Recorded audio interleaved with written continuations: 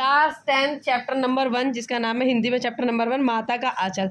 इस चैप्टर में हमें बताया जाएगा, तो इसमें बताया गया है कि माता का आंचल चैप्टर में बताया गया कि जो पिता हैं वो भी बच्चों से बहुत ज़्यादा प्रेम करते हैं। तुम्हारे पिता क्या तुम लोगों से कम प्यार करते हैं क्या? नहीं, लेकिन फिर भी बच्चों का स्नेह माँ की तरफ अलग ही होता है ना। बच्चों का जो प्यार है वो अपनी माँ की तरफ अलग ही होता है, माँ की तरफ झुकाव बहुत ज़्यादा होता है। लेकिन पापा भी पूरी तरीके से, भाई अपने पापा का प्यार जो है वो दिखता नहीं है, वो पीछे वाला प्यार होता है। वो कैसे होता है? पूरा काम करते हैं, वो अपने बच्चे के लिए ही तो करते हैं। पूरा काम, बाहर जाना, इतनी मेहनत करना कि भाई मेरा बच्चा जो है वो अच्छे से पढ़ सके, अच्छे से खाना वाना खाए, सब चीज़ें करते हैं। लेकिन घर में माँ होती है, वो सब चीज़ें हमें करके देती है, तो हमें माता ज़्यादा अच्छी लगती है। लेकिन पिता भी कम प्यार नहीं करते, पापा भी बहुत ज़्यादा प्यार करते हैं। तो इस चैप्टर में हमें वही बताया गया है कि जो इसमें जो इनके जो पिता हैं वो बहुत ज़्यादा प्यार करते हैं, लेकिन वो भी इस चैप्टर में नाम इनका क्या दिया गया है? माता का आंचल। ठीक है, तो ये माता का आंचल में लेखक शिव पूजन सहाय पाठकों को ये बताना चाहते हैं कि पिता अपने बच्चों से बेहद प्यार करते हैं और उन्हें सुरक्षा प्रदान करते हैं और उनके पालन पोषण हेतु धन कमाने के लिए कड़ी मेहनत करते हैं। लेकिन फिर भी प्यारे पिता माँ का जो स्थान है वो कभी नहीं ले पाते। जो पिता है वो माँ का स्थान कभी नहीं ले पाते। कभी भी दर्द लगता है, आई मम्मी, आई मैया, ऐसे याद आता है ना, अरे पापा, इसको बोलता है, नहीं बोलता, अरे मेरी माँ लग गई, अरे मैया हो गया, है ना, मम्मी, ऐसा सब कहते हैं। ठीक है, लेखक एक उदाहरण देते हुए बताता है कि जहाँ बच्चे होते हैं वहाँ चारों ओर खुशहाली ही खुशहाली होती है और जहाँ बूढ़े होते हैं वहाँ केवल खर्चों की बात चलती है। लेखक बताता है कि वह बचपन से ही पिता से ऐसा जुड़ गया था कि रात को सोता भी पिता के पास ही था। उनके पिता ही उन्हें नहलाते थे और पूजा में बिठाकर उन्हें प्यार से डांटते हुए त्रिपुंड लगाते थे और लेखक के चौड़े ललाट माथे पर चमकते त्रिपुंड को देखकर उसके पिता उसे भोलाराम कहकर पुकारते थे, जबकि लेखक का वास्तविक नाम तारकेश्वर था। तो क्या नाम था उनका? असली नाम तारकेश्वर था। तो ये बताते हैं कि उनके पिता से उनका जुड़ाव बहुत था। जो लेखक है वो बताते हैं उनके पिता से उनका जुड़ाव था और उनके पिता ही उनकी जैसे कि नहलाना धुलाना, पूजा में बिठाना, उनके पिता ही ये सब चीज़ें करते थे। और इन पंक्तियों में ये लेखक कहते हैं कि रामायण का पाठ करते समय जब वह उसे दर्पण में अपना मुख निहारते देखकर हंसते तो उसे बड़ी शर्म महसूस होती थी। लेखक के पिता रोज रामायण का पाठ कर एक राम बही में 1000 बार राम लिखते और फिर 500 बार राम नाम लिखे छोटे छोटे कागजों को आटे की गोलियों में लपेटकर मछलियों को खिलाते थे। लेखक उस वक्त भी अपने पिता के कंधों पर सवार रहता था। घर वापस आते समय उसके पिता उसे पेड़ की डाल पर बिठाकर झूला झुलाते थे। लेखक के पिताजी के बारे में बात बता रहे हैं कि वो कैसे एक तो भक्ति में बताते थे, उनके पिता की भक्ति करते थे, राम का नाम लेते थे, लिखते थे। और उसके बाद कि ये बताया गया है कि वो मछलियों को जैसे आटे की गोली आपने देखी होगी, मछलियों को आटे की गोली खिलाते हैं, आटे की वजह से रोल बना छोटी छोटी गोलियां बनाकर मछलियों को डाली जाती, तो उसको खिलाते थे। और उसके वो बताते कि उस टाइम पे मैं अपने पिताजी के कंधों पे होता था और जब वो रास्ते में से मुझे लेके आते थे तो पेड़ों पे लटका देते थे मुझे। और लेखक बताते हैं कि उसके बाबूजी प्राय उससे कुश्ती करते थे और उसे खुश करने के लिए हार जाते थे। जैसे पिता देखते हैं कि भाई ऐसे करके वो ढिशुम मुझे मार दिया, मेरे लग गई, ऐसे ऐसे करके करते हैं ना, मतलब ऐसा लगता है कि बच्चा खुश हो, मैंने हरा दिया है, ऐसे, है ना। तो चित्त करके जब वह उनकी दाढ़ी मूछ उखाड़ता तो वह हंसते और उसके हाथों को चूम लेते थे और खट्टी मीठी चुम्बी लेते थे और स्वयं दाढ़ी उसके चेहरे पर गड़ा देते। फिर वह झुंझलाकर दाढ़ी मूछ उखाड़ने लगता और पिता झूठी मूठी रोने लगते और फिर खूब हंसते। अर्थात लेखक के पिता उसे हमेशा हंसते हुए देखना चाहते थे। ठीक है, जैसे आपने देखा होगा बच्चों के साथ खिलवाड़ करते हैं, बच्चा किसी तरीके की हरकत, अब कोई बड़ा कर दे उस तरीके की हरकत तो गुस्सा आता है, लेकिन बच्चा करे तो वही ये नटखट है, ऐसे करके हंस जाते हैं, है ना। कितना अच्छा, जैसे वो देखी होगी तुमने प्रिया आती है, कैसी हरकत करती है तो वो अच्छी लगती है, क्यूट सी। कभी बड़े हो के ऐसी हरकत करेंगे तो मन करे उसमें मारो, है ना। तो वही चीज़ तो ये कहते हैं। और जब बच्चे, आपने देखा होगा पिता अपने बालों को, दाढ़ी को बच्चे के मुंह पे लगाते तो उसको बच्चे को चुभती है, उसके स्किन पे वो दाढ़ी सख्त रहती है, तो वो उनके अपने पिता की दाढ़ी को खींचता था तो वो झूठी मूठी रोने लग जाते थे कि भाई मुझे दर्द हो रहा है, मुझे मार रहा है। फिर वो हंसता था कि मैं इनको रुलाया मैंने इनको, फिर वो फिर हंसने लगते थे। लेखक अपने पिता के साथ ही खाना खाता था। पिता अपने हाथ से ही उन्हें दाल भात खिलाते थे। पेट भर जाने पर भी लेखक की माँ थोड़ा और खिलाने की जिद करती और कहती थी बच्चे को थोड़ा बड़ा और खिलाना चाहिए। वह अक्सर कहते थे कि बच्चे को खाना तो एक माँ ही पेट भरकर खिला सकती है और उन्हें ज़बरदस्ती खिलाना शुरू कर देती। वह पशु पक्षियों के नाम की कोर बनाती और उन्हें बहलाकर फटकार कर खिला देती और खाना खाते ही पिता उसे बाहर खेलने भेज देते थे। लेखक कांट का घोड़ा लेकर नंगा ही बाहर खेलने भग जाता था। तो ये बताते हैं कि जैसे आपने देखा होगा बच्चों के लिए मम्मी कैसे करती है, वैसे आंखों में वो लगाती है काजल, देख बार आज जा रही है राजा माँ की, देखिए ये चिड़िया आ गई, ये चिड़िया तेरे मुंह में जाएगी, ये कबूतर आ गया, देख कबूतर उड़ रहा है, ऐसे करके खिलाती है ना उसको। तो मतलब उसका ये होता है बहाना कि बच्चा जो है वो खाना खा ले, कैसे न कैसे करके खा ले। अब जैसे पिता होते हैं उनको कहते हैं कि बच्चा बस खाना खा ले, ये जल्दीबाजी रहती है, लेकिन माता बड़े प्यार से बताया जा रहा है कि इसमें खाना खिलाती है उनको। और वो उनके पिता से ये कह रही है कि तुम छोटे छोटे टुकड़े मत खिलाओ, बड़े बड़े टुकड़े खिलाओ, ज़्यादा जैसे ज़्यादा उसका पेट भरे और ज़्यादा खाना उसके पेट में जाए। और ये कहते हैं कि वो बोल दे कि मेरा पेट भर गया, उसके बाद में ज़बरदस्ती को खिलाना, ये कह रही है कि माँ।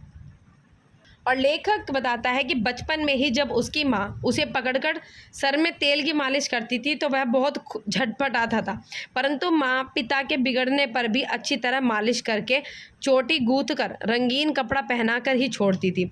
उसके बाद वह पिता की गोद में सिसकता हुआ बाहर चला जाता था और बाहर खेलते साथ के बच्चों को देखते ही वो खुश होने लग जाता था। तो उनकी मम्मी जो है रगड़ रगड़ के उनके सर में तेल लगाती थी और ज़बरदस्ती लगवाता था, रगड़ रगड़ के लगाती थी। और जैसे तुमने देखा होगा यहाँ पे काला टीका यहाँ लगा दिया, बड़ा सा टीका यहाँ लगा दिया, फिर यहाँ टीका लगा दिया, नजर न लगे, यहाँ लगा दिया, यहाँ लगा दिया, पैर में लगा दिया कि नजर न लगे, और अच्छे से रगड़ रगड़ के चोटी गूंथ देती थी बच्चों की।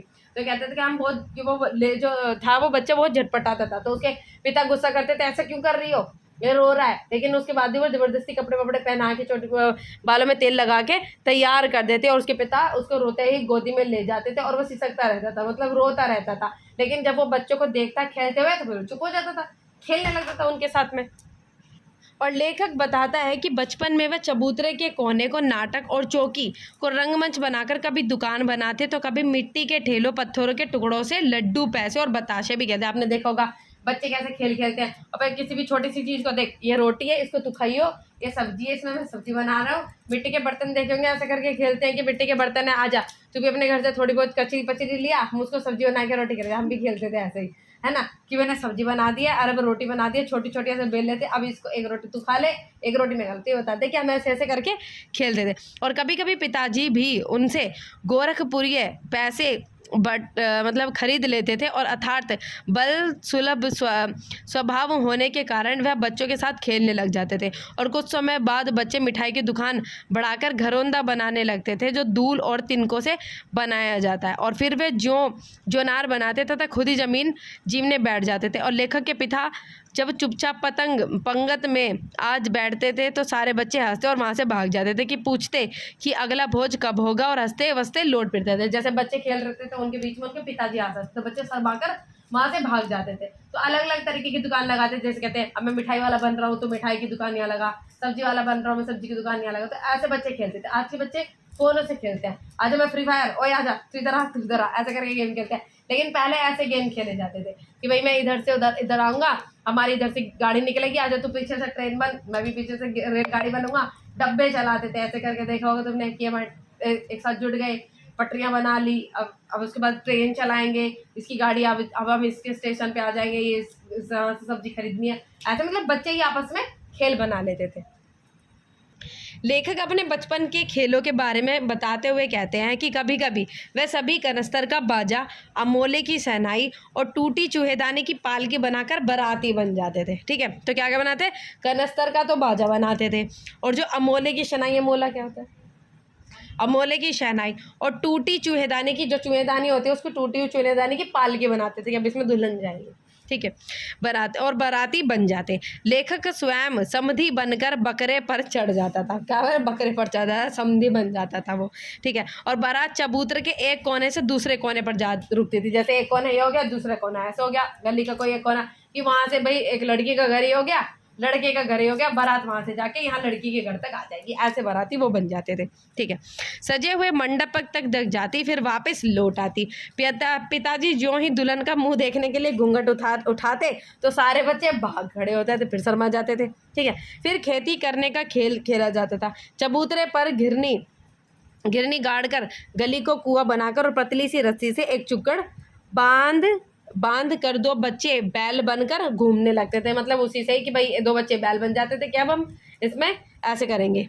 उसके बाद क्या कहते हैं, जैसे खेत जोते हैं, फिर अंगूठे का हल बनाकर फसल उगाते और उसे तुरंत काट लेते थे। फसल को एक जगह रखकर पैरों से रौंदते और मिट्टी के दिए की तराजू पर तोलकर नगदी बनाते। तभी लेखक के पिता उनसे खेती का हालचाल पूछ बैठने और सब खेल खिलाना छोड़कर भाग जाते। जैसे उनके पिता आते, खेलते रहते थे क्या था वो, लेकिन जैसे पिता आते तो सारे वहां से भाग जाते थे, हंस करके उनको शर्म आ जाती थी। उसके बाद लेखक आगे बताते हैं कि ये खेल वे रोज खेलते थे और जब वह किसी झुंड को ददरी के मेले में जाते देखते तो उछल कूद कर खूब मचाते थे। जब किसी बारात को पालकी देखते तो चिल्लाने लगते कि पालकी में हमारी महरी है, ऐसे करके वो बोलते थे। जो कोई बारात जा रही होती उसमें कहते हैं पालकी में हमारी महरी, मतलब हमारी दुल्हन है पालकी में, ऐसे कहते थे। इस बात पर एक बूढ़े वर ने उन्हें खूब फटकारा भी था। जो बूढ़ा वर था उसने खूब फटकारा था और उसकी सूरत लेखक को आज तक याद है। लेखक कहता है कि उससे आश्चर्य हुआ था कि पता नहीं किस व्यक्ति ने उसे अपना जमाई जो है वो बना दिया, क्योंकि वह बदसूरत था और उसका मुंह घोड़े जैसा था, ये बताते हैं इसमें।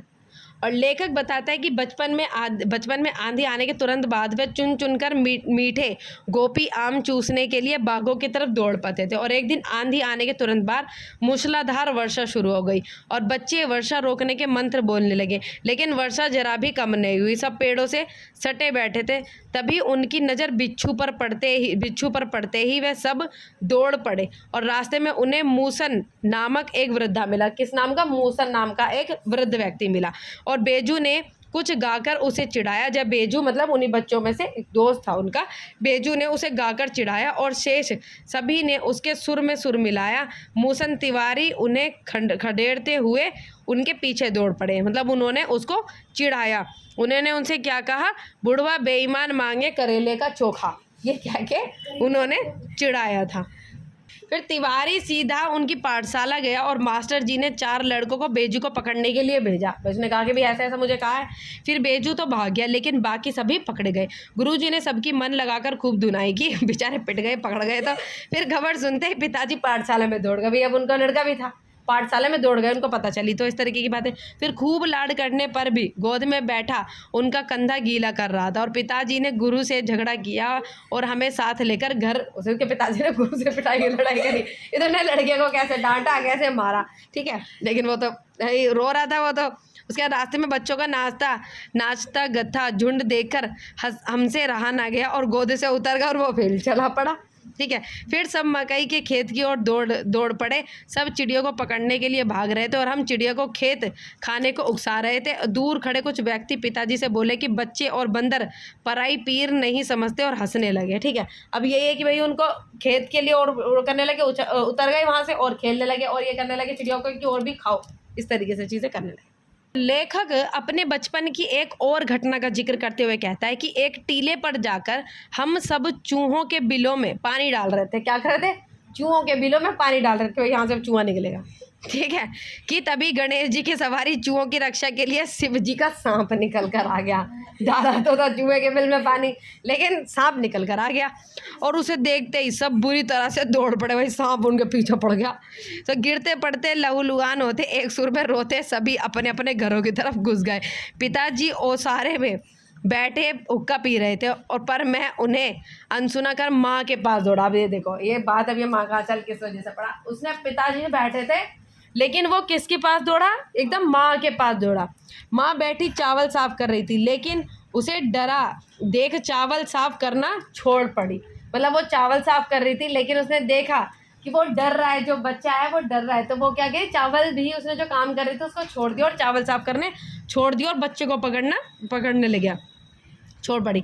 लेखक उनकी गोद में बुरी तरह चिपका हुआ काफ़ी देर तक सांसा करता रहा। भाई वो रोता रहा, अपनी माँ के आंचल में लपेट कर वो रो रहा था, रोने लगा।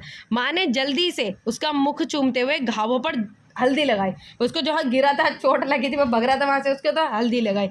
पिताजी भी दौड़े आए और उसे माँ की गोद से लेने लगे। पिताजी आए, भाई मेरे बच्चे को क्या आया है, माँ की गोद से उसको लेने लगे। लेकिन परंतु उसने उस दिन पूरे दिन जिस माँ के पास वो सिर्फ दूध पीने जाता था, उसने अब उसकी प्रेम, सुरक्षा और शांति की छाया जो है वो नहीं छोड़ी। अर्थात लेखक डर के मारे माँ की गोद से चिपका रहा। भाई माँ, पिता ने उसे छीना, भाई क्या हुआ, लेकिन वो अपने माँ को उसने नहीं छोड़ा। तो इसी संदर्भ में कहा जा रहा है माता का आंचल। जो माँ का जो आंचल है उसकी अपनी अलग अलग ही जो प्यार है, वो शांति है, जो उसको प्यार मिलता है, सुरक्षा, जो उसको एक सुरक्षा मिली, पिताजी से नहीं मिली, उसको माँ के आंचल में वो सुरक्षा मिली और उसने वो आंचल नहीं छोड़ा, रोता रहा उसी में। ठीक है, तो ये इसी वजह से कहा जा रहा है माता का आंचल।